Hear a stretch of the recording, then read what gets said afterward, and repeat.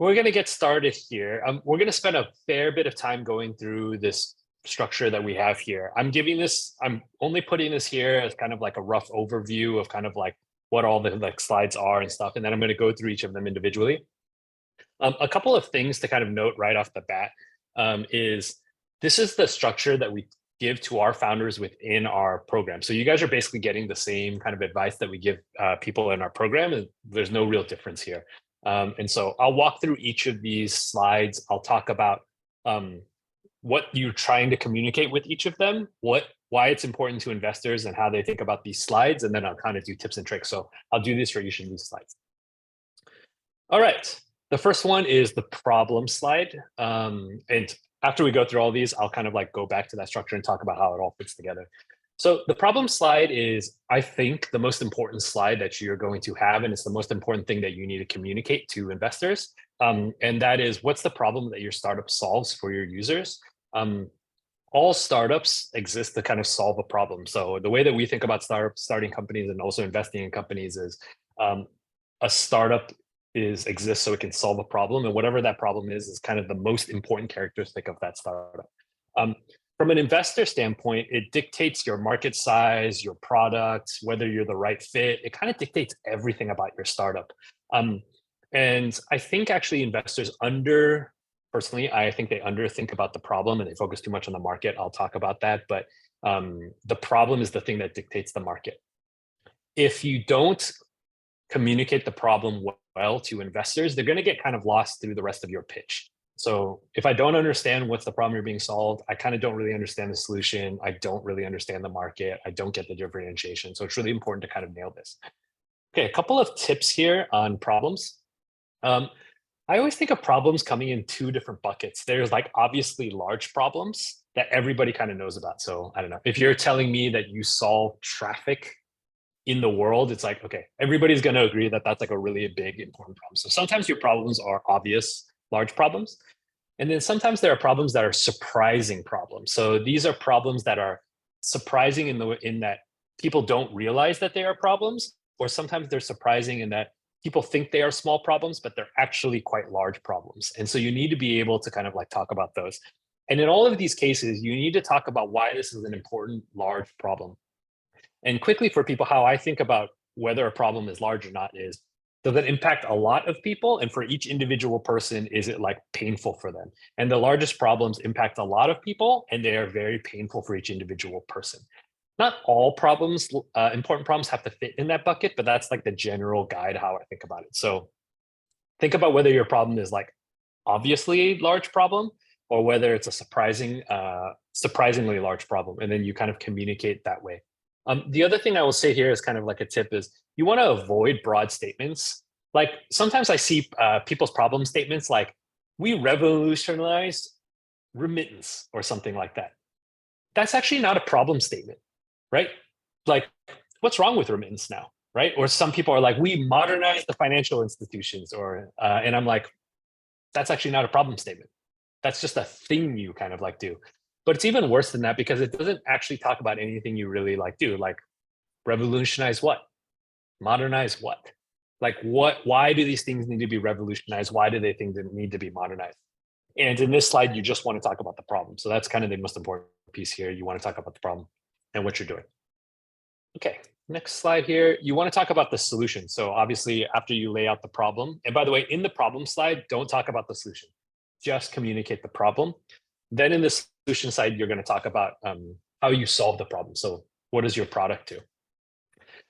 Investors think about this slide in that they want to feel like your solution is differentiated or significantly more effective than like other solutions. And so you want to explain it in that way. The tips here are that when you're explaining your product here, you want typically stuff that is differentiated relies on some key insight. So I think most of the really great solutions that we have seen and then other people have kind of worked on is built on top of some key insight. So the founders they understand something about the problem that other people don't, or they believe the key to solving a problem is A when everybody else thinks it's B. It's something like that. And so do you have some key insight into the problem? The other tip here is sometimes the solutions are enabled by like new technology that comes out. Everybody kind of sees this happening with AI right now, but basically there's some new technology that comes out that makes your solution significantly kind of more effective than previous solutions because of that new technology. So this is basically what's happening with all the AI companies right now. When you're talking about the solution, you also don't want to go into too much detail. You want to just give a baseline kind of understanding of like, here's what the product does. You don't have to go into every gory detail about what it is.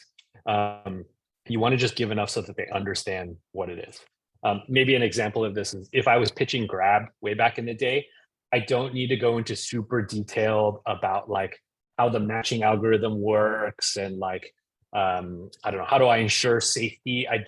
All I want to be able to explain is if I'm looking for a ride somewhere, I open the app, I push a button and a car comes, I get in the car, I get out of the car, payment happens within the app, that's it. That's the experience. Like you want to almost explain it at that level. And again, there's opportunities for the investors to ask more questions, but at this level, you just want to give kind of like a high level understanding of what the solution is. Okay. Traction.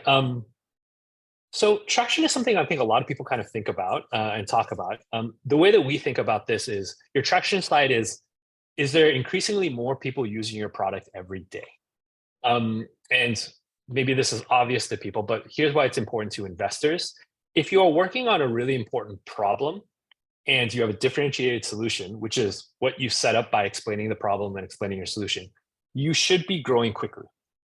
Right. And if everybody just thinks about that for a moment of if you're solving an important problem and you're solving it in some very differentiated way, you should grow, right? Just on the basis of those two things. And so for a lot of investors, they think of traction as evidence. So if you are solving that important problem and you have that solution, you should see traction. And so that's what they're looking at. Maybe some kind of like tips here on kind of like how to talk about traction, how to kind of think about this. Investors care more about the rate of growth than the actual number that you are in. And what I mean by that is take for example, there are two startups. One of the startups has doing 500,000 in revenue, but growing at maybe, I don't know, 5% a month. You have another startup that's maybe doing, I don't know, 50,000 in revenue, but they're doubling every like 2 months, right?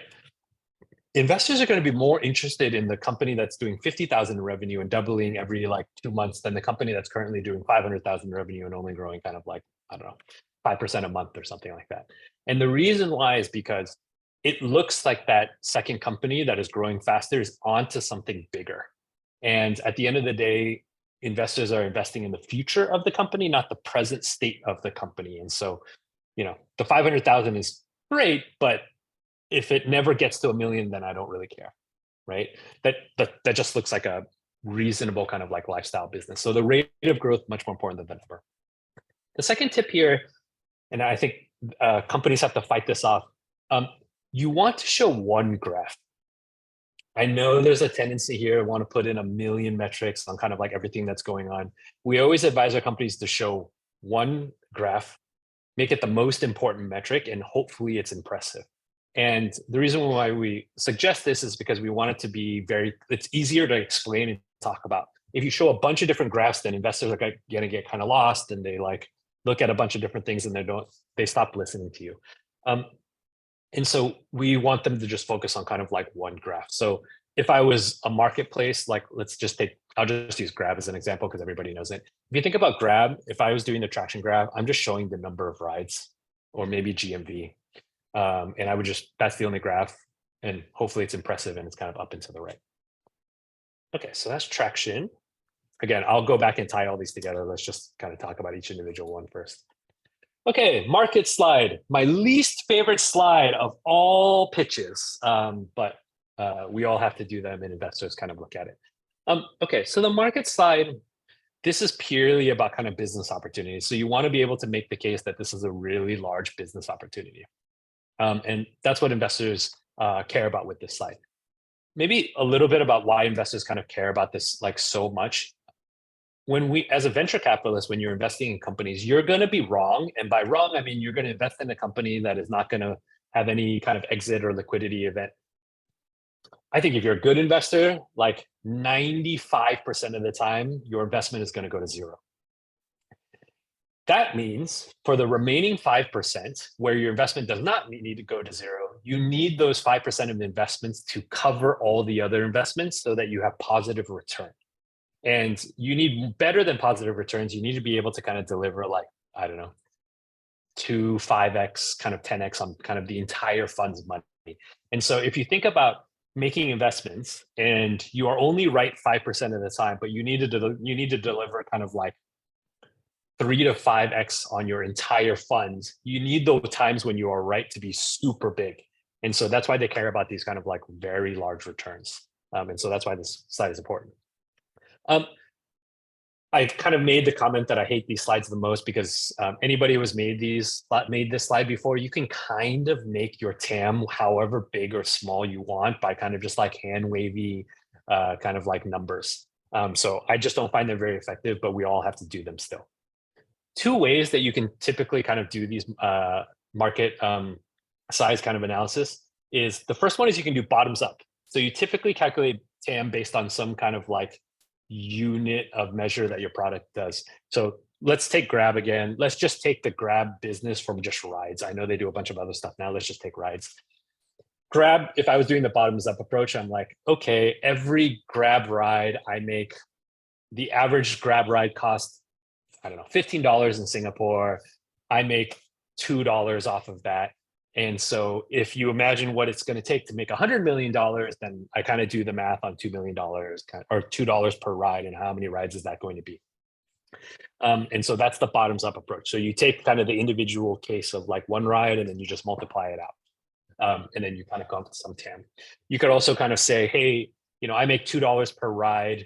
The taxi industry in Singapore typically does X number of rides per day. So this is kind of like where I can kind of get. Sorry, the tip here is the wrong one. I should have put top.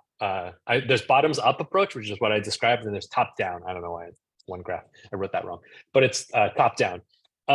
This is my least favorite, but basically you're calculating a TAM based on some useless research report that says the market size for like taxi businesses is, I don't know, some egregiously large number, like $100 billion or something.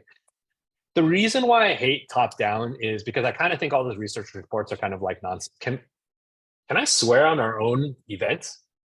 Should I avoid? Okay. I kind of think all these research reports are kind of bullshit because it's like hiring some consulting company. The research is typically kind of funded by somebody who has like some stake in whether the number is big. And so everybody kind of like jacks up the number. But they will basically say like, the taxi business in Southeast Asia is worth $1 trillion. And then some startup will basically be like, therefore, my company's market size is $1 trillion, right? And it's like, where did this $1 trillion come from? Are you sure you can take the whole thing? Like, so I just don't like this as much. If you are going to do it this way, and sometimes you have to, I've had to do it that way, is you want to be able to target the market down. So if you're saying that the entire taxi industry is $1 trillion, and that includes like taxi repair and financing for buying cars and taxis and all that kind of stuff, and all you are doing is generating rides, your market size is not actually $1 trillion, right? It's like, what is the number? What are the rides business kind of like paying right now? So you want to at least kind of like scope it down. The actual thing, what ends up happening with these slides, because the numbers kind of like everybody can make them whatever they want, is it shows investors also kind of like how you're thinking about the market. And so if you include the entire $1 trillion taxi business, then they will either think that you're being unrealistic about your business and not thinking about it hard enough, or they think that you're really going to go do like replace every last bit of the taxi business, which, I think kind of like unrealistic. Okay, competition slide. I have lots of views on this competition slide. The competition slide, the basic question you're trying to answer is who else is working on this problem? And the thing that why investors care about this is the market size and competition are basically the slides where you're doing investors' homework for them. Because after they get a pitch, they all go run back and they basically do this as homework. And so they all kind of look up competitors and they try to get some thesis on kind of what it is. So you're basically doing the homework for them. that sounds like a bad thing, but I actually think it's an opportunity. And this is like the third tip that I have here. It's an opportunity to kind of like tell them what they should think. And probably by the time they've talked to you, but when they've talked to you about your startup, they probably haven't done this homework yet. And so it's an opportunity to kind of like frame it in their head for them. So if anybody's watched Inception, the movie, this is kind of your chance to kind of like do Inception on them, which is tell them what they should think about your space. So it's a great opportunity to be able to do that. Okay, a couple of things here. If you put no competition on your competition slide, you kind of lose credibility. I don't think I've ever heard of a startup idea where there's no competition. Sometimes that competition is just spreadsheets, like people are using spreadsheets, but that's competition. That's what people use right now. So rather than think about competition as what other startups are working in your space or what other technology companies are working in your space, it really should be what are people doing instead of the using kind of like whatever you are. So sometimes that could just be spreadsheets. There's actually a joke in San Francisco where the number one competitor of all startups is actually just spreadsheets, right? Is the primary thing. Okay. The other thing that I see in competition sites sometimes is people love to do the feature thing where they list a bunch of features and they're like, look at all the features that my company has and look at how this other company doesn't have any features. I hate that kind of slide because nobody wins on features. No startup wins on features. What startups really kind of win on is they have some unique, again, it's to the beginning, they have some unique insight into the space. And so a better thing than kind of features is everybody thinks this space is about this thing. I think they're wrong. I actually think it's about this other thing. We are investing all of our resources in this other thing while everybody's investing in that. If we are right, we're going to win the market. And that typically doesn't necessarily mean kind of like a blow by blow feature list. I also think it's sometimes kind of like crazy because people put these feature lists together and they're like a 3-month-old startup, and they're like, we have more features than this $3 billion 5-year like startup. And it's like, nobody's going to take that seriously. So avoid feature lists. How I typically construct this competition slide is more around, I think axes make more sense. So how do you communicate what you're betting on that's different from what other people are betting on and how you're going to win as a result of that? So I don't know. Everybody is betting on price. So it's like a race to the bottom. And how do you communicate that you think price is not the most important thing here? It should be this other thing. And so you want to be able to communicate that. Okay, next thing here. Okay, vision slide. The vision slide can go a lot of different ways. Here's the prompt that we tell our companies to talk about, which is if you're wildly successful, so if your company is wildly successful, what does the world look like? And you want to, this should be aspirational, and you want to just describe how the world is basically a better place because your company kind of exists and is successful. For the importance part here, investors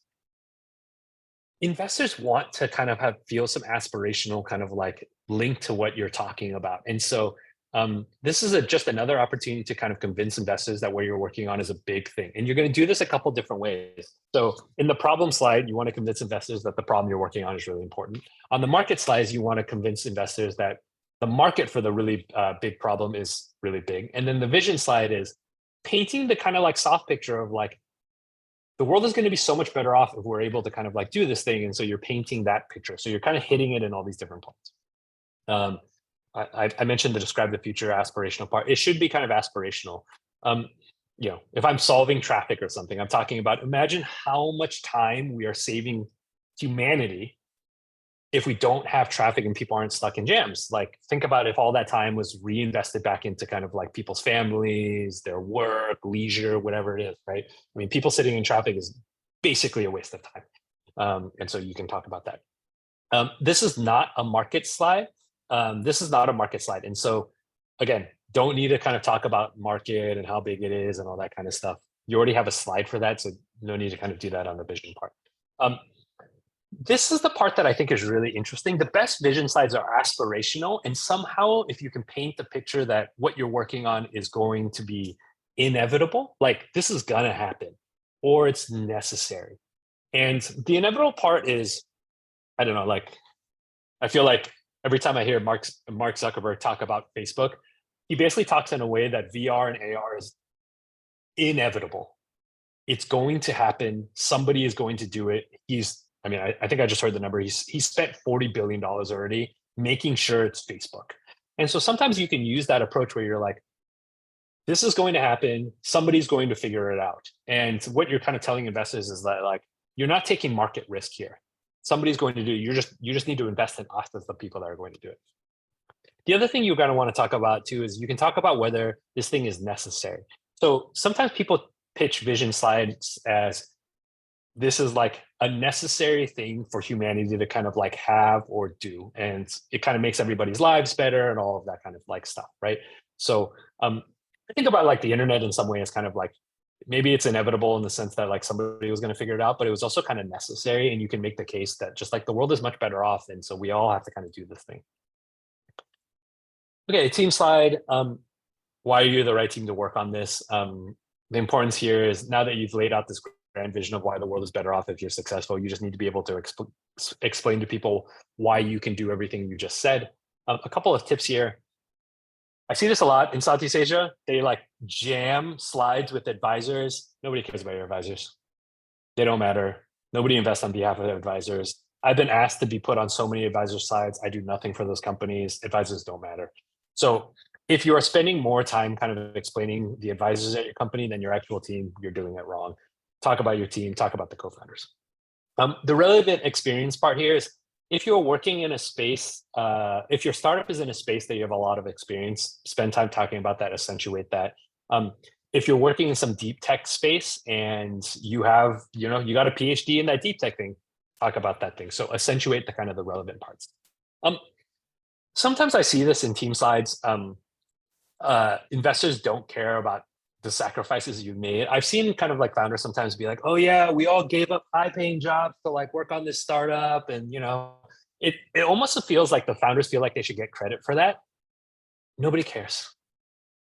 Most people that started startups gave up high-paying jobs to kind of do that startup. Like that's just like table stakes. And so don't spend time kind of like doing that. It's actually a like somewhat yellow flag for investors that you think that's such a big deal because like it's table stakes. That's how kind of everybody like thinks about it. And so don't do that part. Just talk about why you got interested in this space, how you think about kind of solving that problem.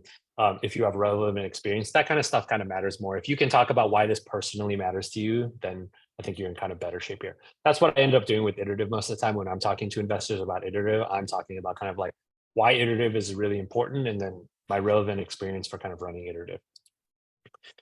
Okay, use of funds. There's always some slide where you got to make the ask. In your pitches, you should make an ask, right? You should ask people for the amount of money that you're looking for. So the thing that we always put in this is how much are you raising and what milestone are you trying to reach with the investment is how we always frame these.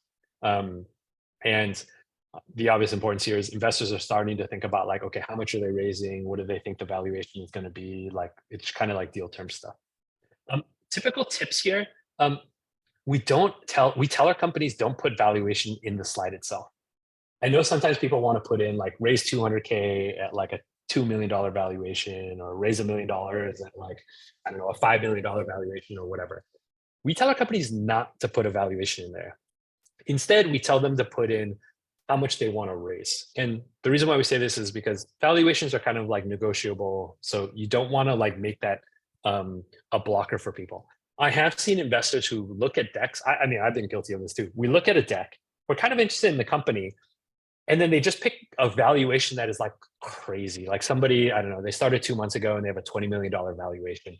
And I know a lot of times the founder who put that deck together probably just doesn't know what to ask for, but I don't contact them because a $20 million valuation is just insane for the stage they're at. And I have all these other companies that I'm interested in. And so if I have to kind of like pick and choose, I'm not going to choose the one where I'm probably going to have to kind of like argue with them on some crazy valuation. So just leave it out. The other thing here is I know a lot of times people put hiring plans and budgets in them. We, at least at Iterative, and I think a lot of investors just don't care about this, that much. It's like details that we're not ready to kind of like look at. And then the other part of it, again, as somebody who's put together these slides, the plans are always kind of like hand wavy. Like, if you're putting together these plans just for this deck, you haven't put in that much effort and you haven't kind of planned it out that much. It's okay. And so nobody really believes it that much. I don't really care about how many people you're going to like hire and all this kind of stuff. The thing I really care about is, and this is the last point here, the way that we teach our companies to do it is you are raising X amount of money to reach some target, which is, I don't know, revenue, GMV, kind of like users, whatever it is, in some amount of months. So to use an example of this, this is like, I'm raising 500,000 to reach 1 million in revenue in the next 18 months. And then you can talk about maybe the milestones that you are hitting in order to kind of do that. So, we're going to open this country, we're going to use this marketing kind of like thing. So how are you going to get there? But investors don't really need to see kind of hiring plans and budgets at this stage. If they are interested, they'll ask you more questions and there'll probably be a data room and they'll dig in and all of that stuff, but they don't need it at this like top level. That's like the second level detailed part. Okay, let me kind of put this all together. I know I've been kind of talking about these kind of in piecemeal, and so I want to put these all together for everybody. I think about a startup pitch as like a kind of a story that you're telling. And, classic kind of storytelling is there are 3 acts to storytelling. And so I want to kind of share a little bit about how this structure kind of works in kind of arcs here. And so the first act is you're just trying to build intrigue. And I actually think story, I don't write fiction. I have no kind of like basis to kind of talk about this. But I do think that storytellers think about this where the first act of a book needs to build intrigue. Like you need to kind of tell readers why this thing is going to be interesting and why you should read the 300-page book, right? And you need to kind of get this out in the first 50 pages or 100 pages or whatever. And the same thing is for your pitch for startups. In the first couple of slides, you need to say enough so that people are interested and kind of hooked to like pay attention and kind of learn more. And so that's what Act 1 is called. It's called, I think of it as like intrigue. And you kind of do this in our opinion by having a title slide, which should have some good one-liner that kind of like helps set the frame for what it is. I remember the one-liner for Star Wars was apparently it was heavily borrowed from kind of Kurosawa samurai movies, but it was basically like samurai Western in space. Like that was the one-liner for Star Wars, which is kind of basically what it is. And so if you have a one-liner that can help set the kind of like, hey, this is what I'm going to be talking about, that's what you should do though. Then you talk about the problem, which is the anchoring point. It kind of sets the scene of kind of like what's going on. Then talk about the problem, talk about the solution, and be like, hey, this is a really big problem. Look how clever my solution is for this. Oh, by the way, tons of people are using it already. Look at how quickly we're growing. If you can do that well, that builds intrigue, and that will kind of get you into the rest of the part. Okay, Act 2 to me, I think about this as like, now that you've got people hooked on, hey, this is a really big problem. Look at how clever my solution is. Everybody's using it right now, but we're just getting started. And then you do this Act 2 big opportunity where you're like, we're growing really fast. We're doubling every week. Look at how big of a business that could be though. Even though we're doubling quickly, we're like not going to stop for years and years. And so that's when you talk about the market. Then you kind of talk about the competition. You're like, hey, the market is huge. There is other people who are playing in the space because again, they recognize that the market is huge, but they're all missing this thing. And you talk about why you're differentiated and all that kind of stuff. And then you do the aspirational kind of vision part. And you leave Act 2 being like, oh, wow. Yeah, the world should have this thing, right? And what it is, whatever you're building. And then the Act 3 part is like getting them to believe in you and bringing them to kind of reality of like where you need to be. So, after the vision slide, it's kind of pie in the sky. I'm going to save the world. We're going to do all this stuff. And then this Act 3 is kind of closing with, we are the right people to do it. Here's practically why we're the right people to do it. I'm raising this much money to reach this level of this milestone. You should invest in us so you don't miss out. And so think about your story arc in kind of these like 3 buckets of like Act 1, build intrigue, tell them why this is interesting. We like to kind of leave some sort of secret in here, which is like, do you have something that is like not obvious or maybe kind of like contrarian that helps build intrigue? Then there's an act two about talking about why this is such a really big opportunity from like an economic and kind of market standpoint. And then the act three is around kind of like, hey, you should believe in us, you should invest. Okay, that leads into this part, which I've talked about in kind of like other places before. I get this question a lot, and Brian and I used to debate all the time. Is it more important to have a really strong story, which is this whole thing that I just like talked about, or traction? And so Brian used to always be in the camp of like story is more important, and I'm kind of a purist, and so I was like, it's all about traction. Who cares about whether I can weave some kind of fanciful story? The thing that matters is like, am I growing fast or not? I think I've finally conceded in that debate. I think story is actually more important than traction, and especially if you're in the early stage. This changes when you get into like Series A, Series B. Series A, you still need a pretty good story, but Series B, Series C, it kind of like changes. You really need to evaluate on kind of like a business. Investors will think more like PE funds. But in the early days, story is much more impressive because people are, again, investors are investing in the future. And so they want to see that this is going to lead somewhere. We've seen a lot of companies that have very kind of like strong traction, but they didn't end up kind of growing much bigger than that because they kind of exhausted their market. And so we should have kind of like, we needed to work with them to tell kind of the story around how the market is bigger. Maybe let me just go through these quadrants kind of like very quickly here. Obviously, if you have strong traction and a strong story, you're in really good shape. You're going to get a high valuation. Great. If you are in this quadrant, email me right now directly. I will cut you a check. So please do. Here is my email that you can email me at. But if you have a strong story and strong traction, email me. If you have weak traction and a weak story, I think life is going to be very hard for you.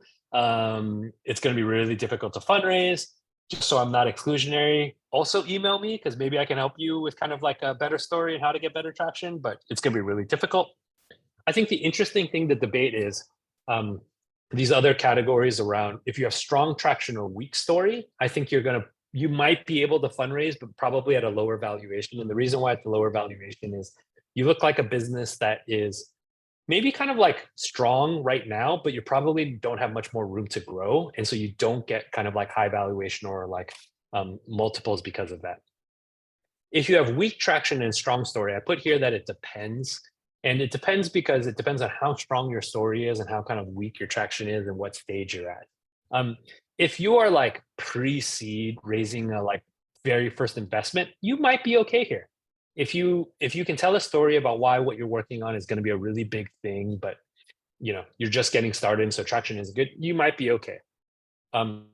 If you're at like Series B, you're screwed here. Like at Series B, you need to prove that this is a real business, and so you got to have real traction and that kind of stuff. If again, just to not be exclusionary, if you are in strong traction, weak story, also email me because I feel like a lot of times we can help write a better story and help you kind of figure out what that is. And so email me. If you have weak traction and a strong story, email me, and then I will try to help you get better traction. I think the interesting thing here is everybody's trying to get in the top right quadrant. So that's what you work on. Okay, doing okay on time. Okay, how to get good. I've covered a lot on just like what is the structure, how to think about your pitch, how to do that. And I do think that's like a cornerstone to be able to pitch effectively. If you don't have a good pitch structure, you're not talking about the right things, it's impossible to be effective pitching. Assuming that you have got those things nailed, you still need to practice. Fortunately, I think being able to pitch well is a skill, it's not a talent. I know a lot of times people kind of like hold very charismatic people up on a pedestal, like, oh my gosh, they're so charismatic as a founder, and all founders need to be charismatic, and everybody needs to be the second coming of Steve Jobs. None of us are the second coming of Steve Jobs. Like, that's not the case at all. And I have plenty of founder friends who have been very effective at fundraising and have raised a lot of money, and they're not very charismatic, if I'm being honest. But what they do is they practice and they can make themselves kind of be effective. So be effective, not charismatic. Okay, let me talk about how to be effective. You want to practice your pitch a lot. And maybe the best example of this is I remember reading I think it was like a Vanity Fair article about Chris Rock, who is now famous because of being slapped at the Oscars, but previously was just famous for being a comedian. And they asked him about what his process was. And his process was basically before he has like a big Netflix show coming up, 9 months before, he randomly shows up to, I think it was like at the Comedy Cellar in New York or something like that. He randomly shows up there completely unannounced, yellow notepad, and he is just trying content.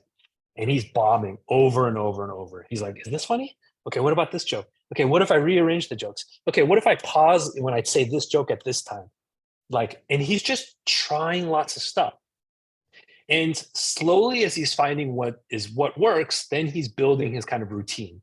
By the time you see him in a Netflix special, he has probably iterated on that routine like 100 times.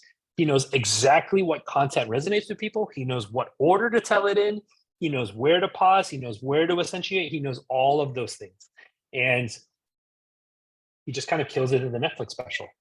And that's kind of what you want to do for your pitch. You want to kind of practice it with kind of like friends, ideally other startup founders, and any investors that you kind of know, whether they're angels, it doesn't matter. But you want to be able to practice so that you can kind of get a sense of like, what do people resonate with? And, even over Zoom, we used to joke that is like, when we tell companies in this, it's like, at what point in your pitch does the person kind of like lean in or like kind of like get more excited or want to ask questions, all that kind of stuff. And those are the things that resonate. And so we kind of like do this quite a lot. We build this as part of the program, but you want to practice, you want to find out what those things work for. Friendly existing investors. I think about the friendly investors as kind of like Comedy Cellar is like you're building up to like the investors that you actually want to fundraise and that kind of stuff. The other thing that we have do here is we have people write question and objection documents, and you guys should do all the same thing. But if you are talking to investors, even as you're kind of like doing it or practicing, if you're getting the same questions over and over and over, that tends to be that maybe you want to add those into your pitch. Like you're not getting those across in your pitch or something like that. Same with objections. You want to think about like, hey, I'm getting the same objection over and over and over again. Maybe I should say something about that in the pitch. It's not always the case, but oftentimes it is. I know for Brian's company in the US, his most recent company is a company called Divvy Homes. It's like a unicorn a couple of times over or something. And it kind of looks like a real estate investment fund. And the objection he used to always get was, how is this a technology company? And he got it so often that he actually then added kind of like a thing into his to like talk about it specifically in his slide because he knows people are going to anticipate it. So you can build that. We also sometimes have people do objection handling docs. So you can actually put together a document or appendix slides that like help you answer one of these questions that you're getting a lot. So, okay, getting good, practice a lot, find out what people resonate, and then kind of make iterations on it. We always joke that iterative is named iterative, not just because it's like a nice word, which is actually kind of hard to say the more that I've lived with it. But it's because that's like how we approach everything. So you want to do same thing for pitches. Okay, last bit here. Oh, okay, cool. That's the end of it. Hopefully that was helpful for people. Q&A is always my favorite time of this. So yeah, let's switch over to Q&A. All right, so I'm going to read the questions and then you can answer. Yeah. All right, first question, how to do with traction if we still don't have a prototype and we're still seeking pre-seed funding? Okay, this is one of those questions where I reject the premise. And what I mean by reject the premise is you can do an MVP without funding. And so if you are trying to fundraise to kind of like do an MVP, I think you should try to do the MVP without fundraising first. And so I think there's just lots of ways to do this. We cover this in other topics and stuff, but my thing is like, can you build the prototype first? And if you can't build the prototype, can you just build landing pages to kind of validate the idea before you seek funding? Funding is increasingly kind of like not the first step to starting a company. I think it's like the third or fourth step now. So I wouldn't do that. If you absolutely corner me and you're like, how do I talk about traction when it comes to pre-seed funding? Then I think you'll have to kind of like figure out, remember that traction is evidence that you're onto something. And so then the question is just like, do you have other evidence that you're onto something? Like surveys, user interviews, like something. Can you make some case that you've like gone out into the world and kind of like know this is a problem? But the best way to do this is like, I think you can do an MVP without any funding. All right. On to the next question.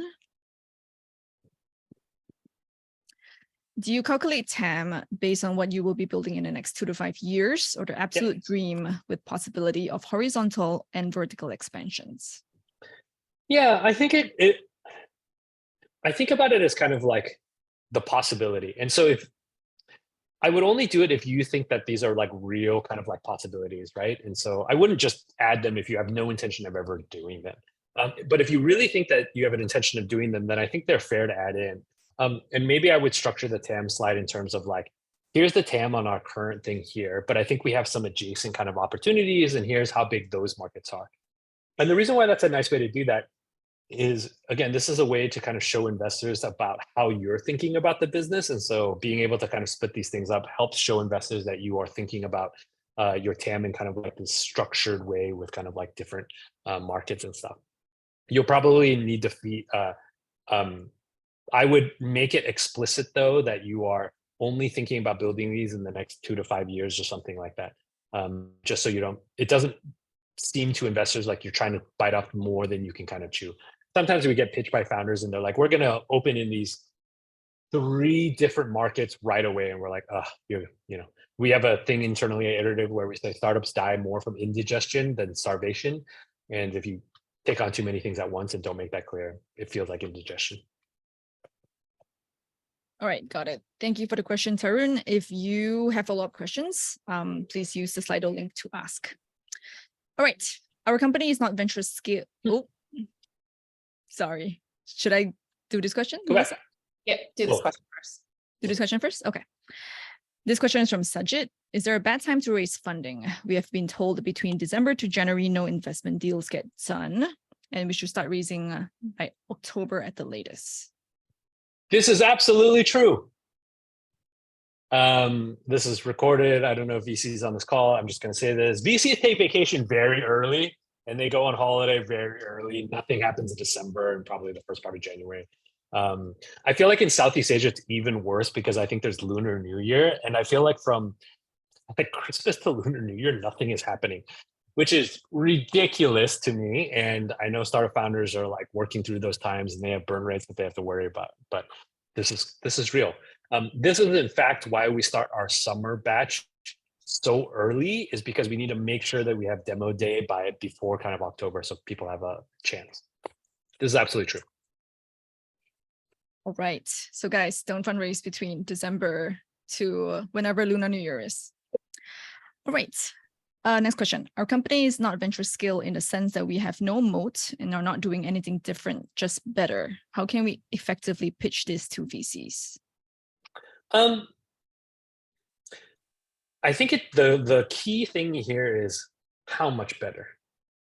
And to me, venture scale is really about kind of like, how quickly are you growing and how big is the kind of the market? And so look, you could argue that Uber was just doing taxis, but better, right? But it turns out it was significantly better. And being able to call a taxi from your phone, it immediately comes to you, handling all the payments was like so much better that it grew into this like giant company. And basically, you know, everybody across the world copied the same product, right?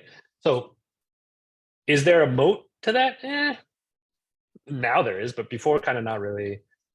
I guess they were doing stuff differently, but better. Like, so I can think it depends on kind of like how much that is. And so I would kind of dig into the better part. If you are like 5% better, or if you're like saying, hey, we're better because, I don't know, we're like have a nicer design, that's not differentiated enough in most cases for VCs to be interested in it. You need to kind of be significantly better. So I don't know if this is answering the question, but like, I think it all comes down to like what better means. Got it. Again, if you ask this question, if you want to ask follow-up questions, please do that with the Slido link. Okay, the next question. Is there an advisable minimum or maximum number of slides for an effective pitch deck? Yeah, and I feel like I should have talked about this kind of in the first part. I think for a pitch deck, what you want to do is your pitch deck should just be concise and enough detail to get the investor to want to talk to you more, I think is the trick here. So It shouldn't be a book report where it's exhaustive and you like try to cram every detail about your business to a startup. You just want to tell enough so that, hey, it's like, oh, this is really interesting. I want to spend more time talking to this company or asking questions. There's no min or max of that. I think you just want to be as kind of concise as possible.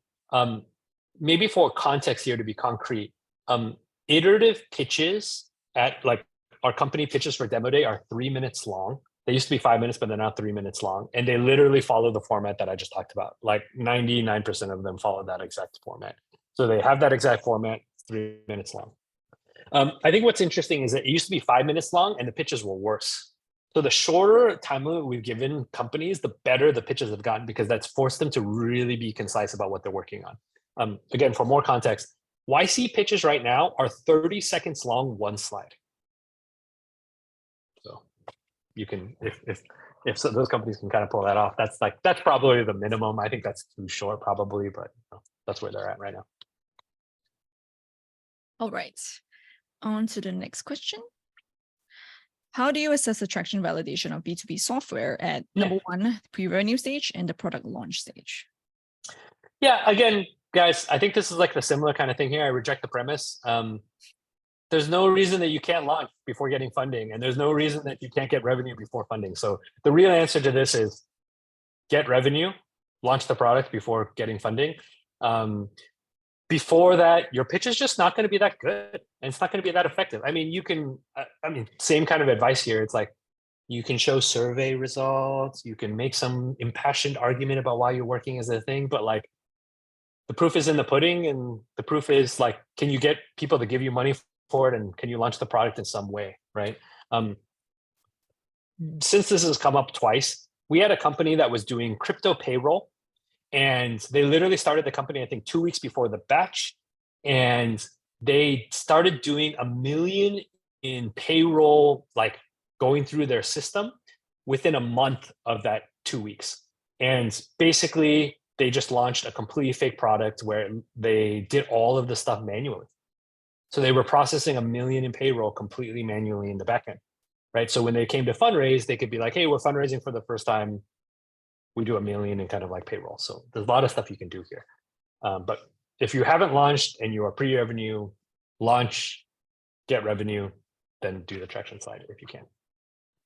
By the way, if you're not sure how to do that, also send me an email. We used to run an event series, and maybe we should do that again, where it's like people would just tell me their idea and I would tell them how they could like basically get traction and test it in like a week for less than $1,000 or less than $500. All right, that's a CTA. Email Hsu Ken. Email Hsu Ken. All right, next question. Can you talk a bit about how to handle a potentially down round or raising funding when growth has been slower or your previous valuation was quite high? Yeah. Accept it. This is kind of the market that we're in. We're seeing this with a lot of portfolio companies and that kind of stuff. Like, that's where the market is. If you raise at a higher valuation now, everybody is taking down rounds. Like, I mean, the joke, what internally at Iterative is like a flat round is the new up round, and a down round is the new flat round. The most important thing you want to kind of think about right now is like, what is the thing Xian from Hustle Fund always tells me? Survival is prerequisite for success. You need to survive. And if your choice is take a down round or die, take the down round. Like, easy call, right? Now, if you have somebody who's offering you an up round or a flat round, yeah, take that, right? But if your choice is either die or take a down round, take the down round, right? So, you know, my first optimization here is get more options, but if you don't have more options, you just got to do it. It's totally fine. No worries, survive, you know, grow after that. You can raise a larger round later. Like, it's okay. I've been actively telling our companies to accept down rounds recently because I'm just like, you got to survive. It's okay. All right. Moving on to the next question. This is a question from Bianca. When pitching to Southeast Asian investors, is traction more important than vision compared to Western counterparts who usually invest on visions? Okay, I'm very curious, Bianca, which country you're in and whether you have kind of experience in the West. Yes, let me kind of like talk about this a little bit.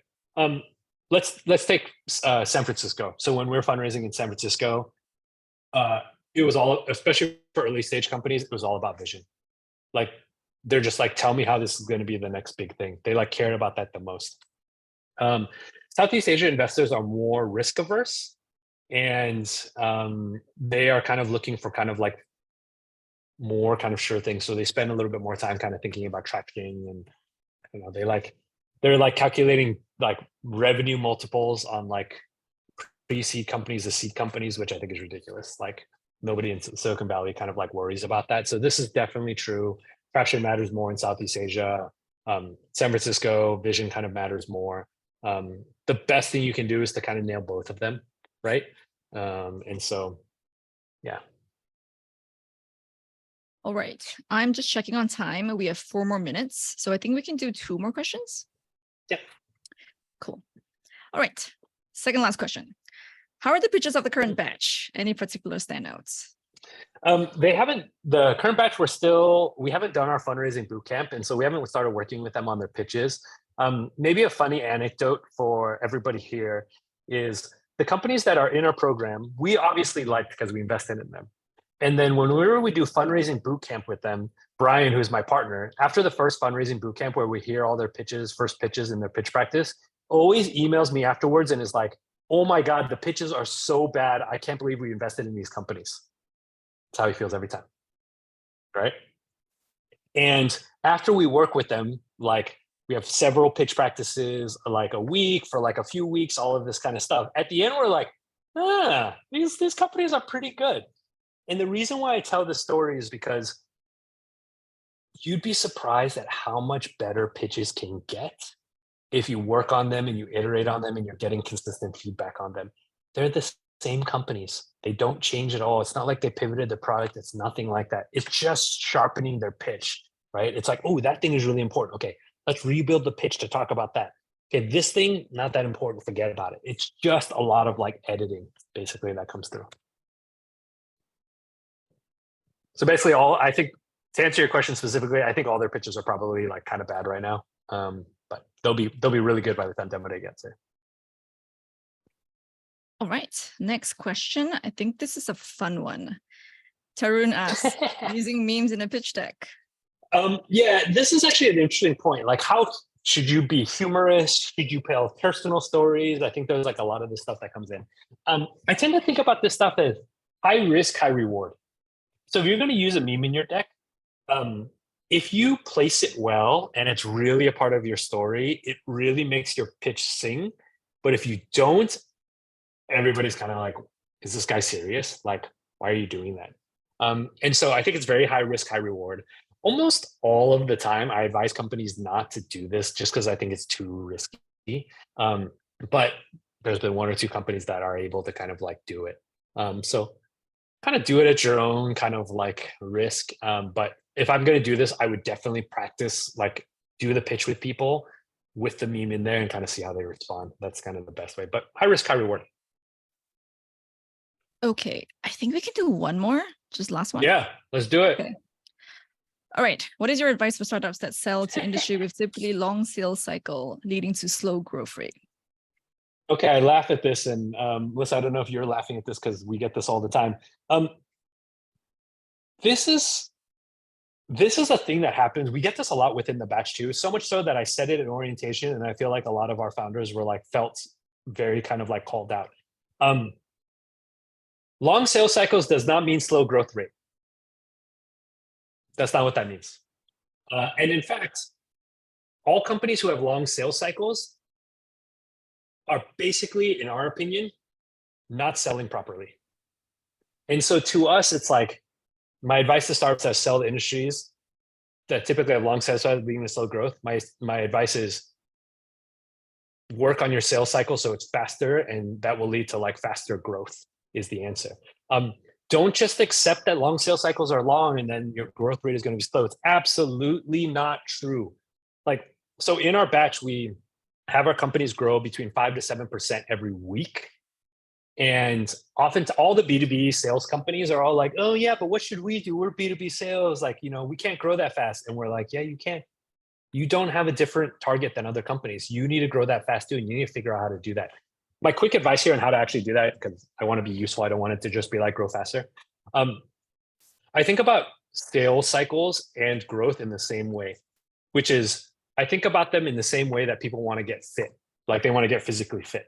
Everybody who wants to get physically fit is looking for some like cleanse or some diet or some hack where if you just do it, you're immediately going to be like super buff and fit and whatever it is, right? And they're all looking for that. And none of them work. The only way to get fit and the only way to grow really fast and the only way to have long sales cycles is you need to exercise a lot and you need to eat like well. And for sales cycles, that to me, what's the equivalent of exercise and eat well in sales cycle is you need to make sure you're targeting the right people, like which industries, whatever. You need to make sure you're targeting the right person in those companies. You need to make sure that you are selling with the right value proposition. So, you know, if you have value proposition A, B, and C, you need to make sure you're like picking the right one. And you need to make sure you're reaching them in kind of the right way, email, LinkedIn, whatever it is, and all that kind of stuff. You got to do the hard work of like, who am I selling to? What is my message to them? How do I reach out to them and all of that kind of stuff? And if you do that, your sales cycles will shorten and kind of like growth rates. We've seen sales cycles within the batch, which is 12 weeks long. We've seen average sales cycles go from like 3 to 5 months into like a week, 2 weeks, just because we like did the hard work of answering all those questions and we kind of got it down. So hopefully that's helpful. All right. And that's it, folks. Thank you for your time. We appreciate your time.